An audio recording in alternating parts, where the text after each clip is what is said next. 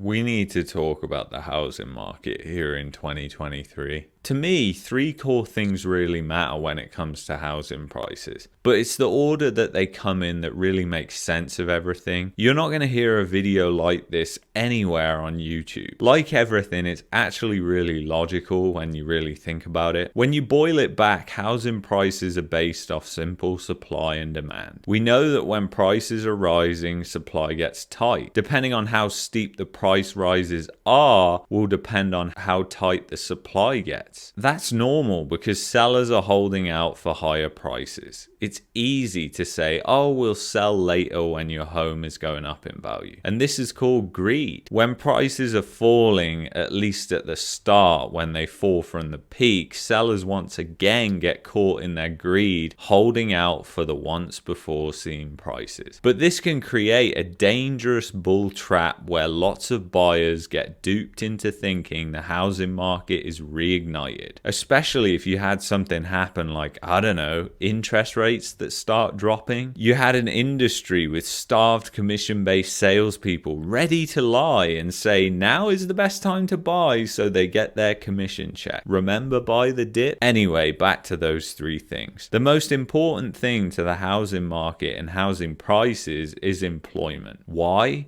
Without employment, the next two things don't even matter. If nobody is working and people are losing jobs, then you're going to have people who are dropping out the market fast, and you're going to have people who want to sell fast. And in that environment, it creates a toxic environment for prices. It's the biggest way to also change sentiment in the housing market. Think about it. If your friends are saying, I've lost my job and I can't find a job, how does that make you feel about making the biggest financial decision that you've ever made in your life? And at these times, it's often been the best time to buy because nobody is buying in that environment. What's the next thing? Wages. If there's employment, then the next thing you look at is wages. If wages are going down, then again, the next thing isn't going to matter, which is interest rates. This is an interest rate sensitive sector now due to the massive amounts of leverage needed to buy a home. Many housing markets across the globe are in bubbles. However, here's the thing. If people are losing jobs, then wages on average are going lower and there's less concern about interest rates. Why do interest rates matter if you've lost your job or you can't find a new job for that matter? So many people have been numb to believe that interest rates are now the only thing that matters to housing prices just because we've seen the interest rate hikes affect the market in the way they have over the past year. But it's simply not true. Here in 2023, a bull trap is getting more and more likely. Hungry salespeople are ready to jump on a narrative that rates are coming down and will likely trend down soon, and that means that now is a great time to buy and jump into the market at a discount. Remember, buy the dip, but they won't discuss why rates are coming down. So why is that? The bond market is forecasting a deep recession, if not a depression, and with the debt levels and inflation where they are today, a depression, unfortunately, could become a reality. I would even argue that we're already in a recession. Unemployment is the last thing to really spike, and it's already spiking in certain states, provinces, and countries. And we know that that is the most important thing for the housing market. So should you be careful? Maybe, but that's really up to you, and I'll leave you to think about that. Thanks for watching, and if you enjoyed this video, then you may like the videos that are popping up on your screen right now. Let me know what you think about this video in the comments. Thank you for watching.